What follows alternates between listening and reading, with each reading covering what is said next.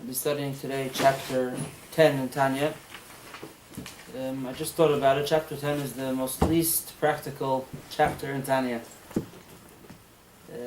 That being because it discusses the level of the tzaddik, which is, as you see, Tanya is called, the first part of Tanya is called the book of the Beinonim, of the ordinary people. That's the Tanya, the book of the Beinonim. And there's one chapter in Tanya which is dedicated to tzaddikim, which is a step higher, a level higher. And there are different reasons why it is discussed over here.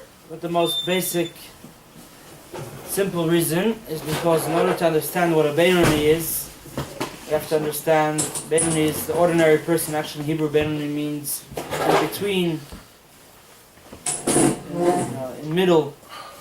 So, since we're talking about the Beinoni, so we have to know, if you want to know what the middle is, you have to know what the right and the left are. So that's why before we move on to discussing the Beinoni, which is what most of us, all of us could be, some of us, and we all are some of the time. So there's things that you can't fool everyone all the time. You could fool some people, could fool all the time. All the people you could fool some of the time. So Beinoni is something that we all could be. It's within our reach. A tzaddik is something which is not within everyone's reach. At least when they begin their journey. Oni means a poor person, no? No, that's an ani. It's Beinoni. Oh, so what does Oni mean? Ani means poor. Oh, so Beinoni means... Beinoni means average, ordinary. Okay.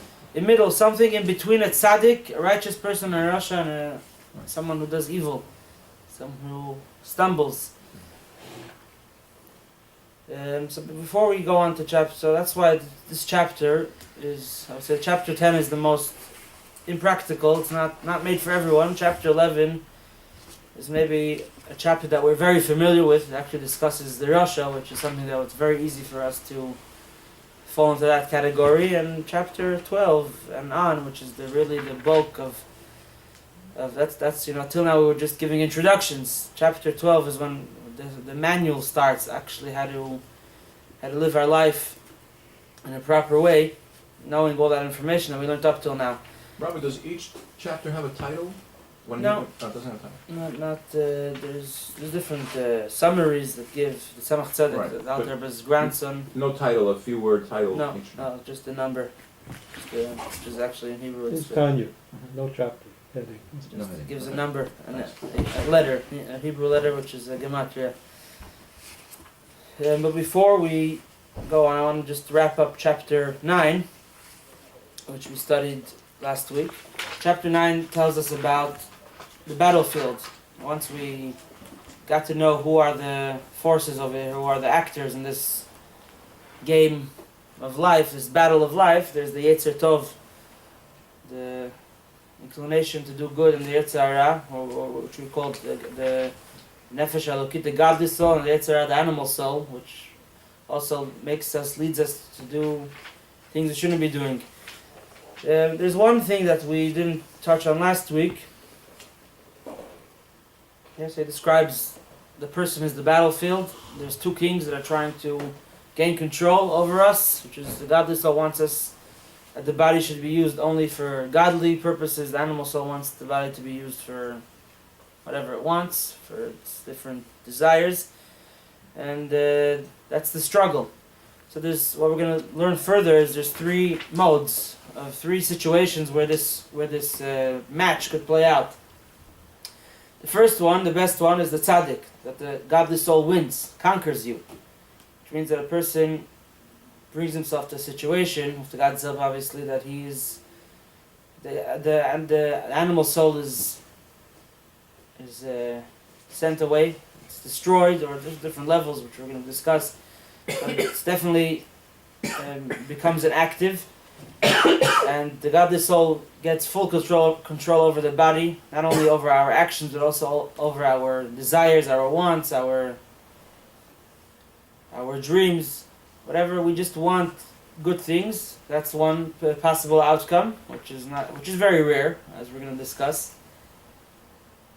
One source in the Talmud says about 18,000 such individuals, and another source talks about one or maybe two. We're going to reconcile the two sources as we go on. The next outcome, which is unfortunately very common, is that the animal soul wins. The animal soul is the one that sets the agenda for us. We wake up in the morning. What am I going to do today? I'm going to do whatever I want. That's whatever I feel. Whatever feels good. That's the animal soul. And that's what's called a rasha, someone who does evil. Rabbi, could you tell us why in the Omed, how come we're not allowed to shave? What happened? The rabbis all saw there was a plague. What happened? They were all speaking bad about each other. What happened then? We'll touch on it actually. It's connected to the topic. Okay. And not directly, but indirectly. And then the third outcome, which is the most, I don't know if it's the most common, but it's definitely the most desired for a person who cannot reach the first outcome, is that he keeps fighting his whole life. No one wins. There's two sides keep battling. They keep the fight up. But if God wants us to do good, so why does He create the possibility to do not good, to do evil? So that question is answered actually with a hint. It's more of a theological question. First of all, why does He create it? And on a deeper level, God is good. One of the basic principles of Judaism is that whatever God does is good. No evil befalls one from above. Everything that happens is controlled by God, and God wants good. Nothing that happens to us is bad. Besides, we could all find things that seem to be bad. So sometimes one of the classical answers is that we explain that it's not bad. It's a punishment that you brought onto yourself. So it's wrong to think you can't have one without the other? If there's no good, you can't have bad if there's no good, and vice versa. Why is that? I think it's just the way you can't. Everything has its opposite. Is it wrong to think it's more? No, about it's true. The fact is Yeah. true. The theological question behind it is if it says Ein Ra Yirad Mimal, God is good. God is the source of goodness.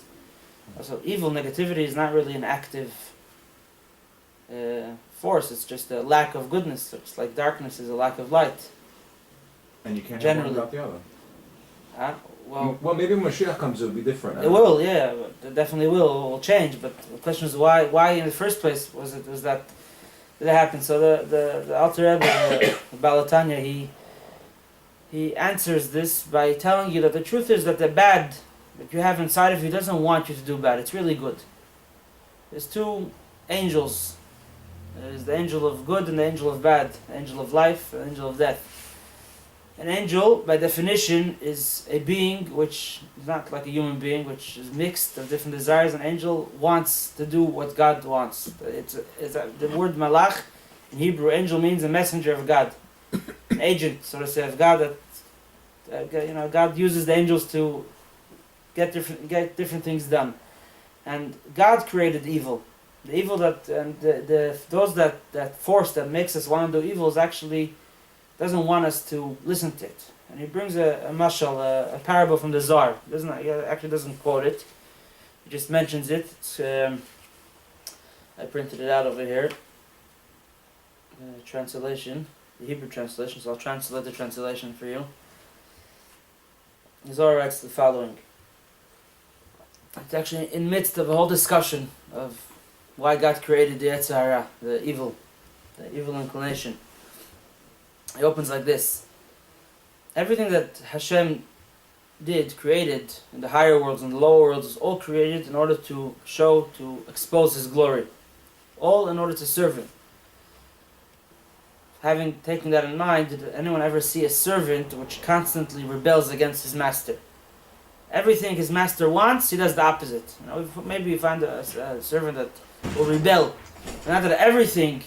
If the king wants this, the servant is going to do this. That's exactly, the Yetzer Hara, if we call him an angel, that's exactly what he's doing. God said, put on tefillin, he tells you, don't put on tefillin. God said, keep kosher, he says, don't. What kind of servant? Now what happens if a king has such a servant? You kill him now. He gets rid of him. But God keeps the Yetzer Hara alive and active, he's always there. Rather, we must explain that this agent, this servant, who's always trying to get us to convince us to do evil, is doing the king's will. And he brings the parable of a king who had a only child who he loved very much, and out of his love, he warned him, he commanded him not to distance himself, to stay away from an evil woman. Because anyone who gets close to this evil woman, which means any relationship which is not a proper relationship, is not worthy of entering the king's chambers. The king warned the son, stay away. They're asking for trouble, right? Yeah. And the son thanked his father for giving him this advice and this command, also with great love. Outside, in the king's palace, this interesting expression that the Zohar uses, in the king's palace, outside. Which brings out the point that this following character was a servant of the king. So in the king's palace, on the outside, there was one prostitute who was very good looking. And after a while, the king said, I want to test my son's commitment to me. So he called that prostitute and he told her, go and seduce my son in order that I could test how committed he is to me. Or tempt him. Tempt him, yeah. So what did this prostitute do? She went after the king's son and she started to hug him and kiss him and to tempt him in all different manners in order to see if the son is going to follow his father's command. And if that would be the case, then the prince sends her away and pushes her away. And if that's the case, the next step is that the father sees this. He gets the report from who? From the prostitute. From the prostitute herself.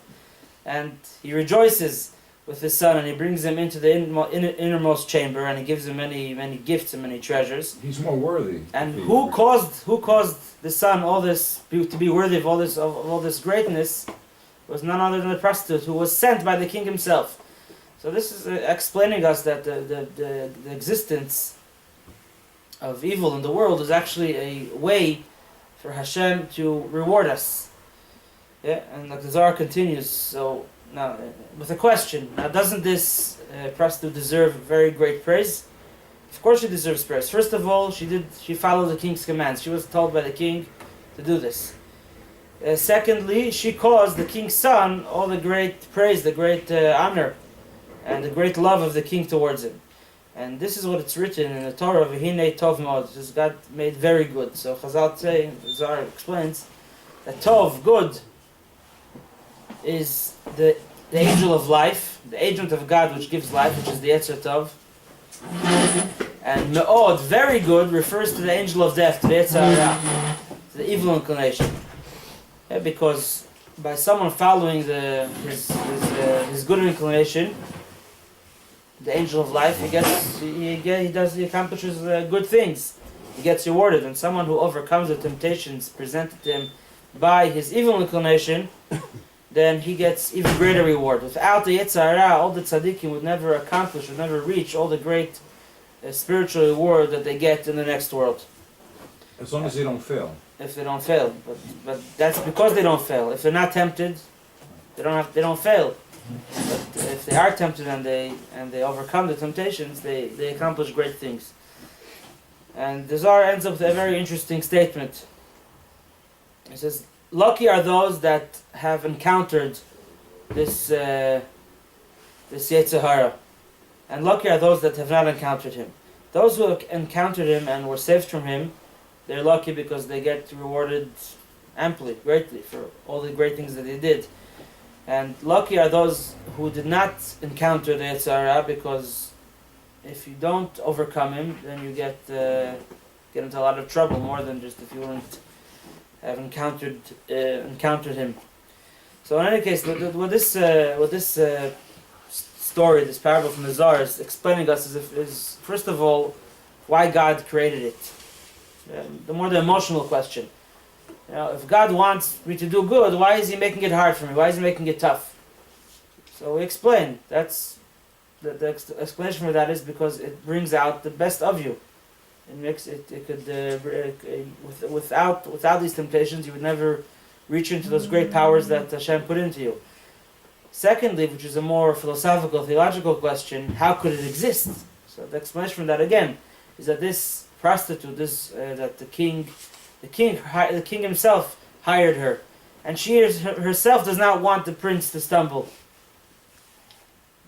Sometimes, in order to make it a real challenge, she has to allow it if the prince so chooses.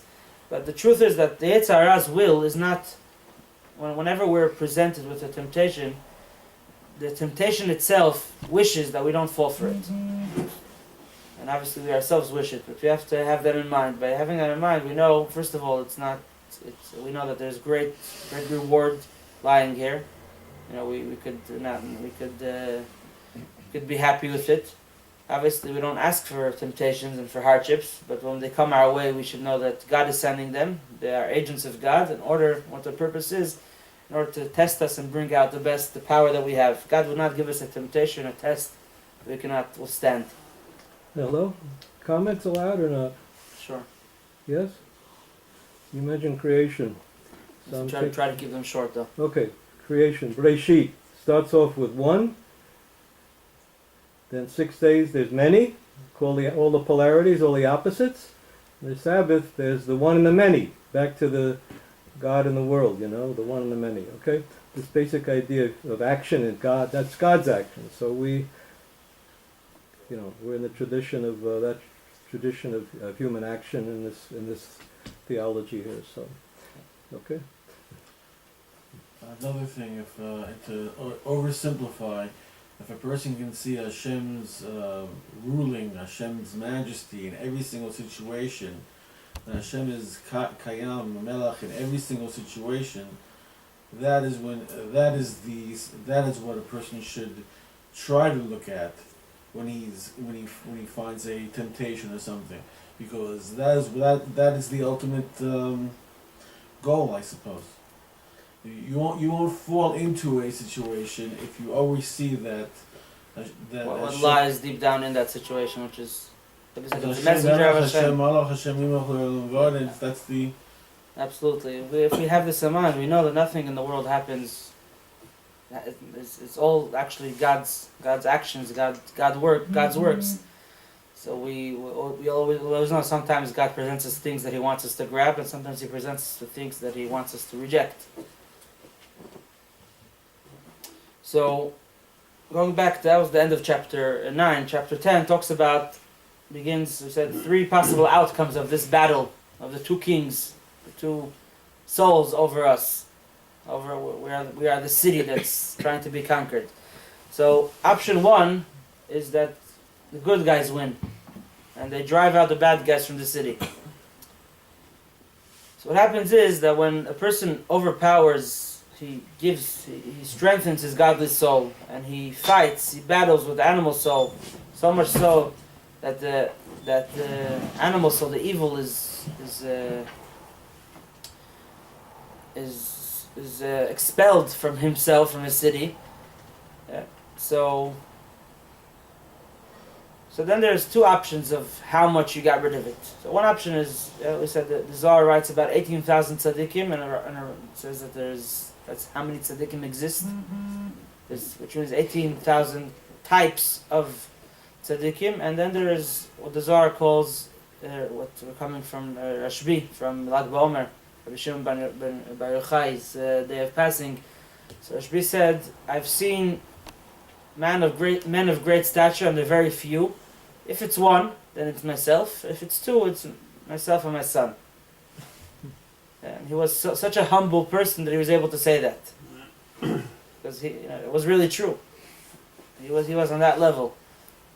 And the Zohar says even more, that Rashbi said that I am one with God, which is those who learn Hasidus, it doesn't come to them as a surprise, but generally it's quite a bold statement to make. So what are the 2 types of tzaddikim? So what Rabbi Shimon Bar Yochai was talking about is what the Tanya calls a tzaddik gomer, a complete tzaddik, which is getting back to what chapter 1 spoke about. We find different descriptions. We read, I think it was 10 or 11 different sources which made the understanding of the concept of tzaddik in Russia very, very complicated. Now everything starts to fall into place.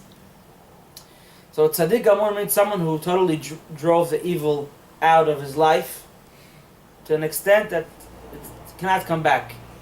He threw an atom bomb, it's gone. Then, so that's something that there are very, very few. Very, very few. But then there's a tzaddik she'eino gomer, an incomplete tzaddik. Why are we calling him a tzaddik? Because he totally deactivated the evil. The evil has no control over him. We don't say not only on the realm of what he does, also in the realm of what he feels. He doesn't feel any desire to do bad. He doesn't have to overcome, which means he dealt with the temptations in such a strong way that he just destroyed any possibility for temptation to ever come to him. Yeah, unless he goes ahead and looks for it. But that's quite uncommon for a tzaddik to, there's always the free choice. But So everyone could be a tzaddik she'eino gomer? no. Well, eventually, yes, but Tzaddik she'eino gomer means he had temptations and he overcame them? also tzaddik gomer. Tzaddik King gomer. David, starts off. King David was a tzaddik gomer, a complete tzaddik, but that was something that he accomplished through teshuvah. He said that through my fasting, I made my heart empty. If you remember, we spoke in chapter 9 about that the left side of the heart, figuratively, is where the animal soul resides. And King David said, I kicked it out of my heart. There aren't any people who are born without temptations. Some people are, in general, a tzaddik, since a tzaddik is something which not everyone could reach. So not everyone who will try will accomplish that.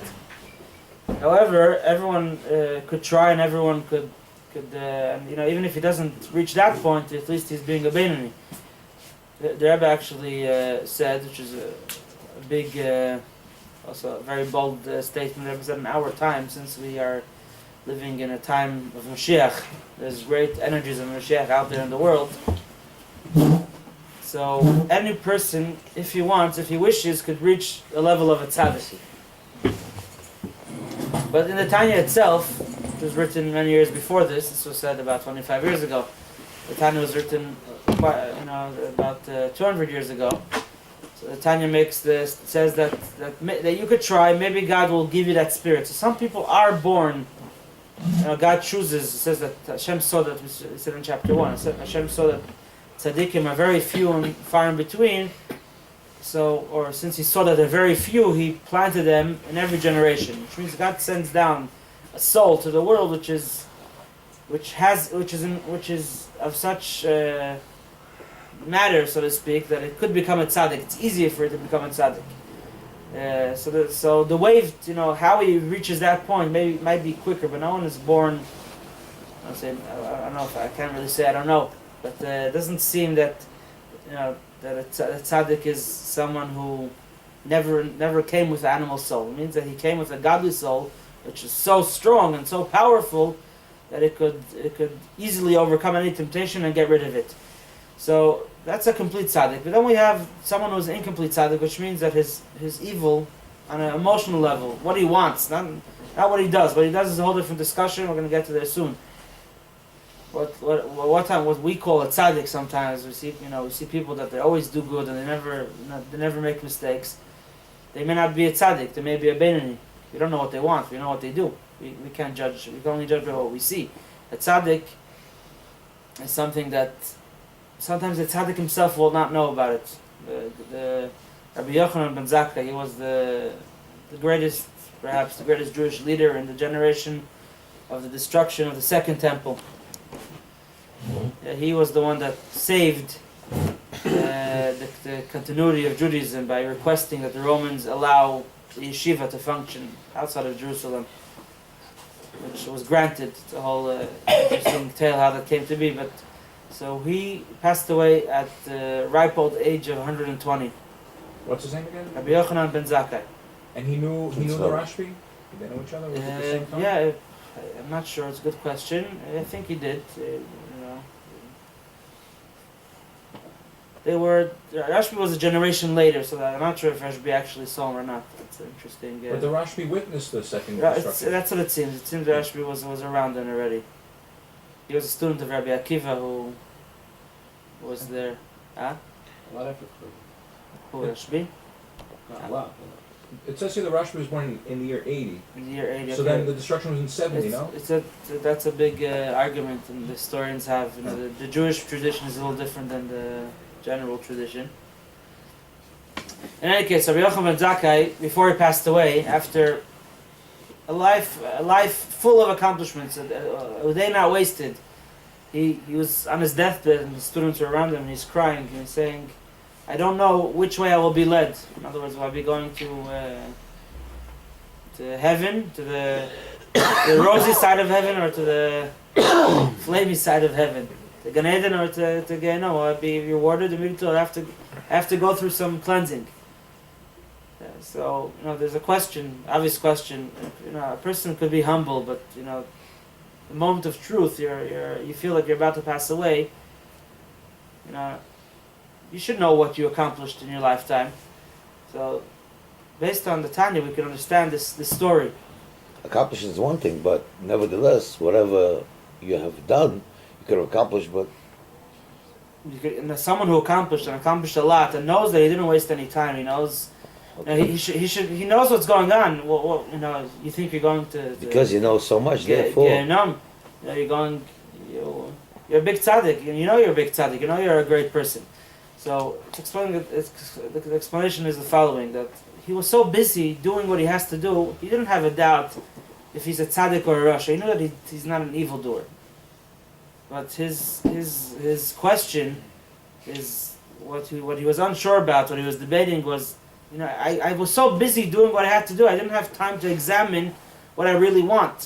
Especially he was living in such tumultuous times. You had to, you know, preserve Yiddishkeit, Judaism, in a very, very tough turning point. And teaching students, he knows that his whole time he was always busy doing what's right, but he never had time to examine what do I want, what's going on inside of me. He was for sure. Ben is someone who never actually does what he shouldn't be doing, and think and say what he shouldn't be thinking and saying. But what do I want? He never had time to notice that. We're going to discuss later on. What's the question? What do you mean? Only what do I at want? the end of his life, the lesson. What do you want? I mean, he obviously knew what he wants because he was doing it. No, sometimes we're one of the tricks of how to be a successful Beinoni, which we'll learn further, is keep yourself busy. It says that sin comes when a person is bored. A person is not someone who knows what he's got to be doing. He knows he gets up in the morning. It's a schedule. I get up, I wash my hands, and I pray. I say the morning prayers, and then I do my study, and I go to work, and I work properly, and I have set times to learn, and I work honestly. So if you're busy doing good things, you don't have time to do bad things. But it doesn't mean that you don't want it. So some people deal with the temptations a lot, and others have their schedule set up for them, and we could all make it easier for ourselves if we're organized. Someone who's organized has an easier time, knowing what's going on in his life and staying out of trouble. When we're not organized, we let ourselves be carried by the wind. The wind can carry us to places that we want. If we don't get into that, he said, a smart person knows how to get out of trouble. A wise person knows how not to enter it in the first place. So a Beinoni has to be wise, has to be organized, and know what's going on. So a person, it's a possibility that a person could really live his whole life not examining what's really going on inside of him. He just never had a chance to see if he wants other things than what he's doing. Only at the final days of his life, the lesson that we take from this is that a person shouldn't be examining himself. Am I a tzaddik? Just do what you got to do.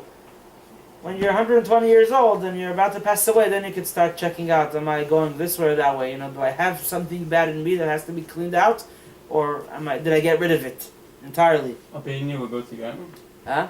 Sounds like the point A Beinoni goes to Ghana. To a certain, I don't know what level of Gehenna, but if a person has evil in him, some of If it. he has once, he never acts on it. It's two different things. Right. But So evil. It's not acting on it. that's a Beinoni. Yeah, Tzaddik is someone who doesn't have it. I Or understand. at So what least was? he deactivated it. Yeah, but you just said he doesn't know. He didn't check himself out. Meaning what? Meaning he He never had time. He might have certain feelings but he never acted on them, and therefore, Even- if he's a Beinoni, you're saying that it might be possible. Even if a person has it and didn't act on it, he has to go through a certain cleansing. Ah, It doesn't go cleansing, yeah. straight. Because the fact that you wanted something evil is also something he was that has born to. dirty.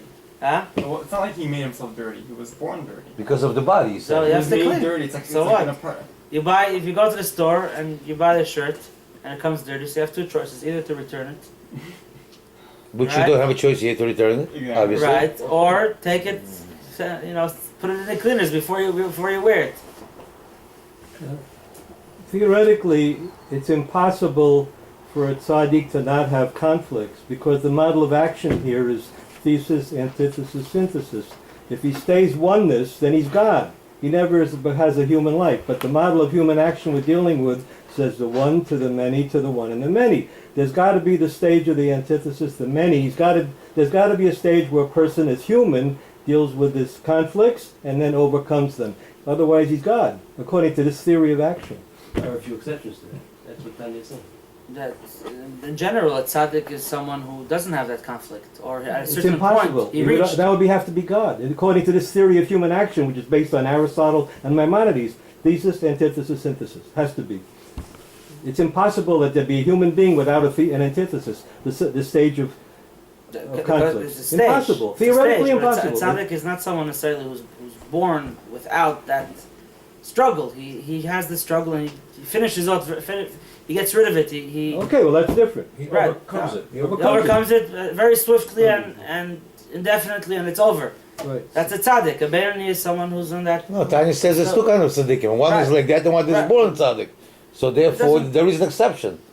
I think even born tzaddik, even someone who's born a tzaddik, he's a human being and he has. Of course, he's a human being, And he has. but he's born for a certain- different purpose. It says. Right. He had. Doesn't mean that he's born that way. It doesn't mean he doesn't have the choice. He has to bring himself to that situation. Why? He's born that way. It says that he's born that way. Where is he born that No, way? he's born that way. He's born a tzaddik. It's an neshama. Born a tzaddik He's a doesn't. neshama. Therefore, Born a tzaddik means that you have the potential. Some people are born very smart. Some people are born not so smart. Right? Some people have to work much harder in school. Some kids are brilliant. Yeah, doesn't mean Yeah. that because he's brilliant he's gonna become a professor. Some people are a no, millionaire. but he can Some people achieve it waste much easier. That's a tzaddik. Someone who's inclined to achieve great spiritual heights very easily. And Hashem sends him to the world with that trust that Hashem already knows everything. We don't get into that now, and he's going to be a leader of many other Jews and help them because of his special character That's traits a regular that he has. tzaddik. That's a regular tzaddik. But a tzaddik that's Yeah, but the concept of the Rebbe. all right. So it's so what's a Rebbe? What? He's not human. Of course, he's human. It's a part of being human. It's like Well, exactly. Franklin said, But- there is a certain struggle. It's not the same struggle that we know it. It's not. There is no struggle. He's born with a pure heart. He's born with a circumcised heart. He said David HaMelech was one of those special But tzaddikim. he reached that level. Right. But there's tzaddikim that are born that way. It says. David was chosen, right? Wasn't he chosen by God? Nevertheless, he was a tzaddik. As Tanya states, somebody who has to reach that level. Right.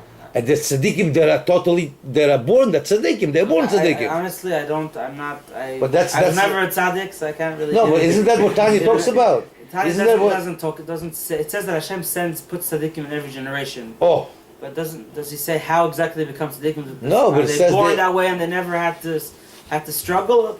From the description in chapter 10, it seems even the tzaddik gomer is someone who won the war, which means he had that stage of the conflict and he overcame it. He won it. I read with footnotes. It doesn't say Please, that. please. According to the Chabad model of human action, that's what it has to be that the person undergoes the dialectical process of thesis, antithesis, synthesis yeah, to the get to words. the complete level of action. But if somebody's not a Chabadnik, who lives in a jungle somewhere, never heard of Chabad, he might be a pure person. But if he wants to deal with Chabad theology, he has to fit into that model of human action. Right. What is Chabad theology? Anyway, let's go on. Chachma bina So- b'das, no? Because That's what it is, no? Doesn't go through hell. What are you so worried about hell? No, you said that a Bainani. You're going for You sure. don't We're talk to gonna go anybody else together, but the okay? rabbi. I get it. Come with me. A Bainani goes through a cleansing, even if he's a Bainani. And an incomplete tzaddik doesn't? It's a good question. I don't know. This is Well, theology. if we take a look But he at also- Moses and Joseph, just as an example, they're at such a high level a long time ago. If we look at the story, I don't remember many stains and people at that level a long time ago. There's If nobody someone like who's on that Moses level, the a stain means a lot. Any transfer, You know, anything. They Someone reject who has everything. a black shirt and has a stain, it's You not a don't big even- deal. you A don't white see shirt, it. every little stain is a big deal. Tzaddik, God is more strict with him. When he hit the rock and he missed out on going into Israel. Right. Moshe? That's already. Okay, but it's but it's you not know, gonna, it's a you whole know, different topic. But yeah, You gotta look at the Chassidus, then you'll understand that he didn't do anything. This wasn't- he didn't hit That- person. No, that wasn't the so sin. we have so that's there's two. Let's get back to the topic. We have two types of tzaddikim. One tzaddik is a tzaddik who totally got rid of any trace of evil in his soul and his heart. He won the war and the enemy is gone. And then there's a tzaddik who got rid of the enemy, but the enemy which is the evil is there, but it's inactive. It's not. It's like sleeping. It's like paralyzed. He doesn't. Which is not only he's not tempted to do anything wrong, because the power of the evil inclination to tempt him he pulled the plug. It's there, and where do we see that it's there?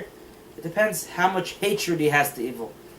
The more someone is pure, his hatred to evil will be greater. If someone is pure, he's not tempted to do evil, but he does. Doesn't feel such a rejection towards evil. That means that there's a little tiny, very minute bit of the love that you're okay with it.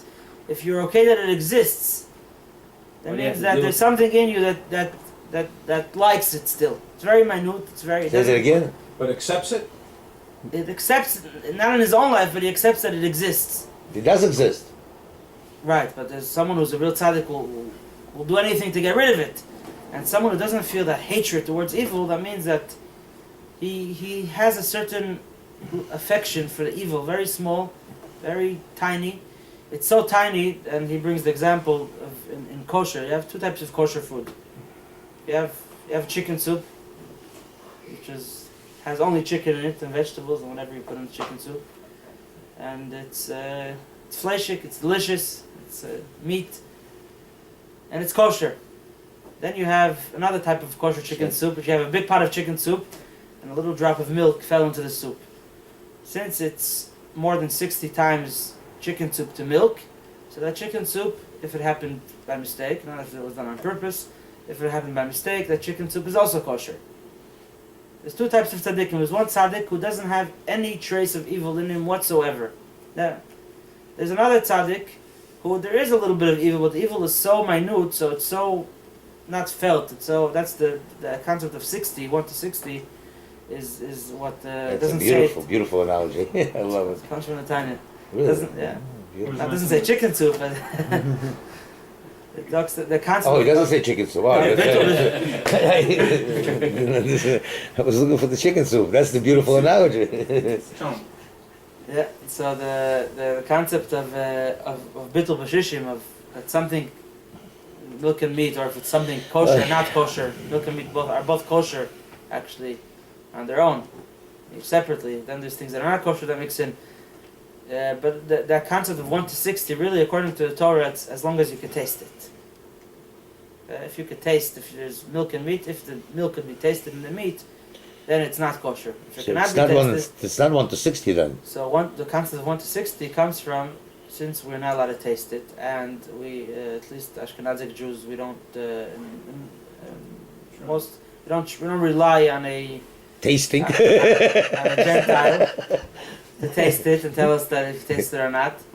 So that's, or in a case that there's no one to taste it, who are you going to give it to? A Jew is not allowed to taste it, because you might find that it tastes like milk. You look at it, no? You see. Usually if you could see it, then it's ready. If you're a You don't have to scientist, taste it. you're a scientist, you can check. You put it in the lab, yeah. You rely on the Sephardi.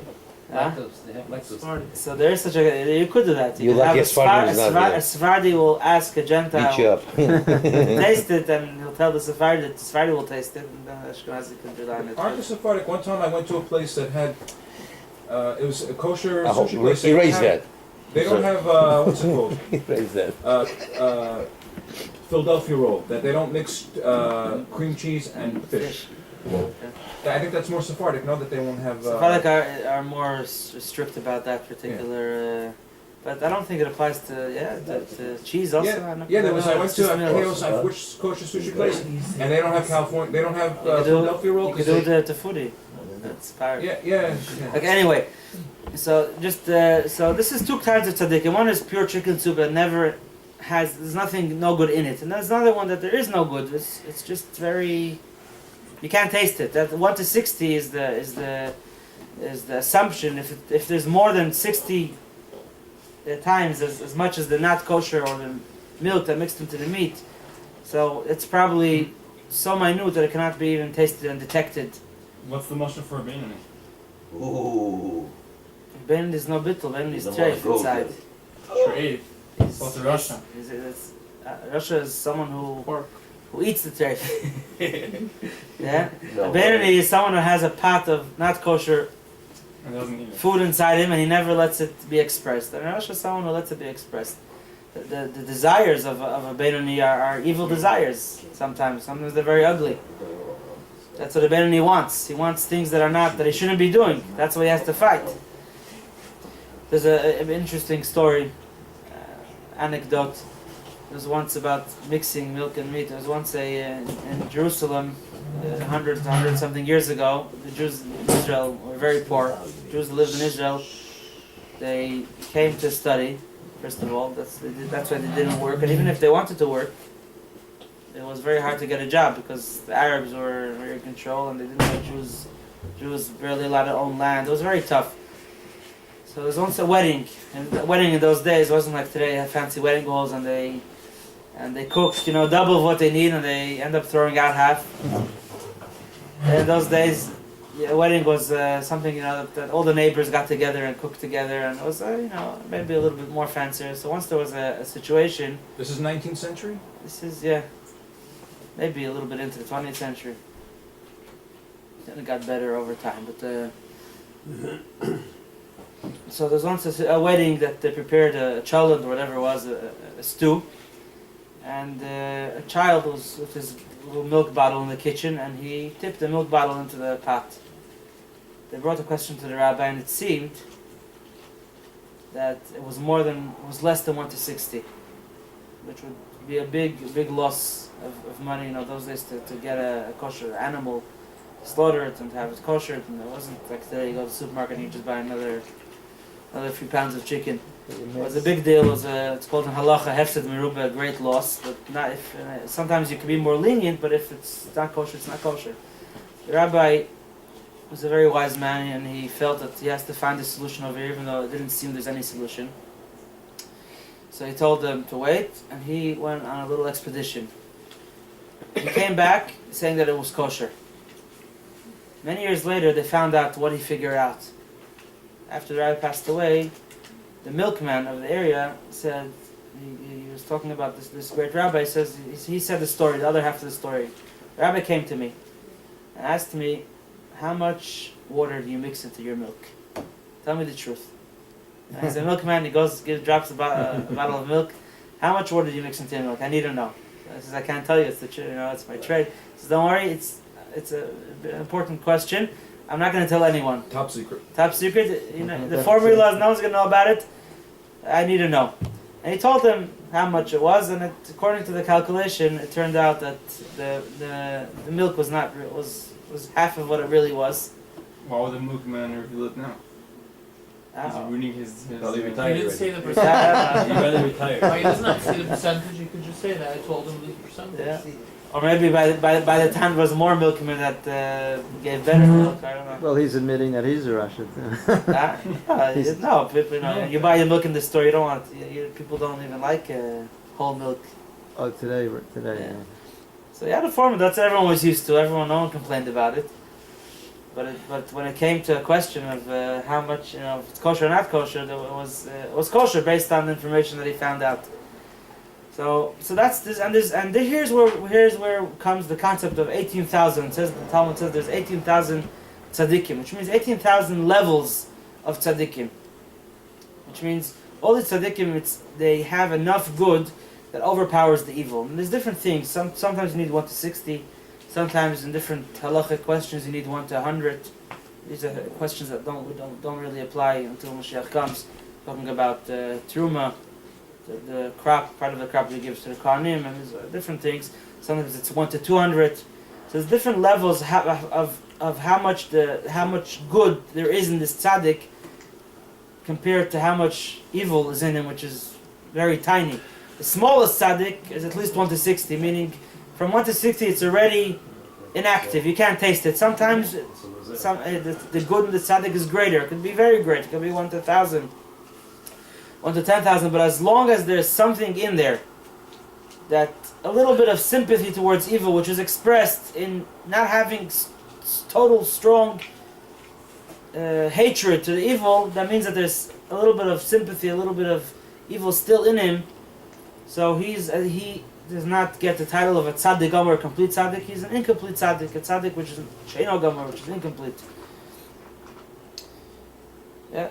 So the examples of here are given 1 to 60, 1 to 1,000, 1 to 10,000, etc., etc. So that's the 18,000 tzaddikim. When it comes to the higher level of tzaddik, a tzaddik which has no whatsoever trace of evil in him, either because he was born that way or because he got rid of it, but it's not there. So that's the tzaddik that there's one in a generation, 1 or 2. Rabbi Shimon Bar Yochai said, I've seen, like I said before, I've seen bnei aliyah, people of great levels, and they're very few. If it's 1, it's me. If it's 2, it's my son and myself. Yeah, this is Rabbi Shimon, who was out of all the tzaddikim in his times. There's an interesting story about Rabbi Yehuda Nasi and Antoninus. I'm sorry, how many? There were a lot of tzaddikim as we know. In those days. I mean, tzaddikim. The story I want to tell you will bring out. Rabbi Kiva also lived in those days, no? Rabbi Kiva was his teacher. Rabbi Kiva was his teacher, I'm sorry. So, but he still lived? No, he lived died part before. of it. When he said this, I'm assuming that he said this after, but I'm not sure. Just out of curiosity, I mean... It's interesting. We know it's not, it's not our job. There's a story I heard, to give marks. Who's this kind of tzaddik? Who's that kind of tzaddik? I heard a story. No, but There's the Alter Rebbe, saying something else, I think. author of the Tanya. He had, He's saying something else, I think. He's saying, if it's me, meaning the Nossi Ador, I'm the Nossi Ador, I think that's what he's talking about. perhaps it makes a lot of sense. He's talking about that one that tzaddik. level, that because there's That generation, thinking Gemurim in that generation, there's no question about it. So what kind of tzaddikim the Rabbi Shimon's colleagues were, just to give us a picture. So there's a tale in the Gemara that Rebbe, the author of the compiler of the Mishnah, he was friendly with Antoninus, who was a Roman emperor. This is probably before he became emperor. They call him, I think, Marcus something.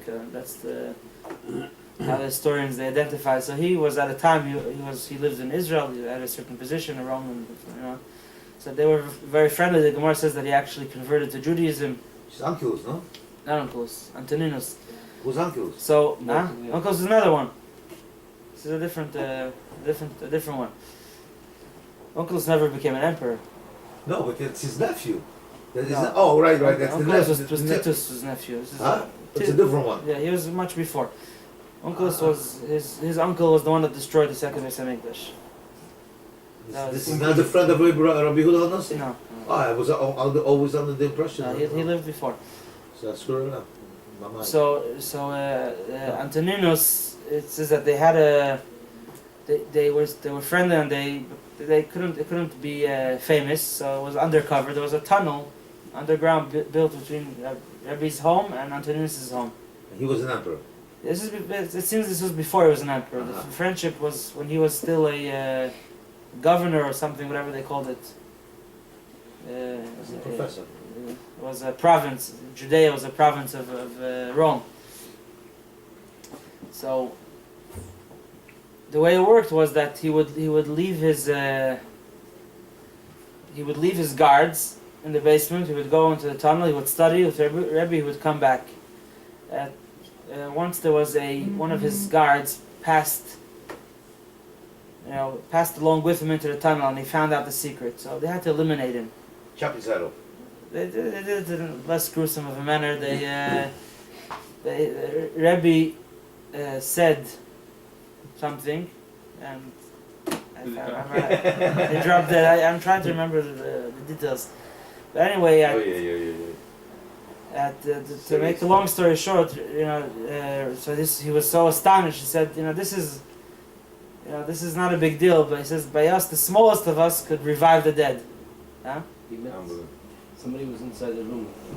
Ah, okay. What is it? No, another Talmud Chacham, another tzaddik was in the room, but they were learning. He said, we made a deal, they know it's not a beer. So he said, this is It's not counted. it's someone special. And he told him, go outside and call the guard to come in. Can you And he took speak the louder? guard. I'm making He smoke. went outside and the dead guard, and he put the dead guard, made him back alive, and brought him back in to show. Because it showed that this person is someone you could trust. Okay, that's what it was. So this is the people. This is we don't even know the name of the sage necessarily. Can you repeat what he said? What he said was like this. No, Correct me. no, He said that they agreed that no one should be present when they study together. Okay. And Rebbe brought a student of his. So he told him, "No, this is against our deal." So he told him he's a little different. I allowed him, and he sent him, told him to see the power. Call one of your guards in. When that was killed. The one that was killed outside, and he brought him back to life. So he told him this is someone you could trust. This is what he could do. This is a simple sage Tanya could do this. So talking about in the times of Rashbi, people of great, they were all very holy people, and still Rashbi says there's one or two of the special kind that exist. Why are they called Bnei Aliyah? What's apart a regular incomplete tzaddik and a complete tzaddik? A tzaddik gomer. What's the difference? So there's two ways, two motivations that a person could have to do a mitzvah.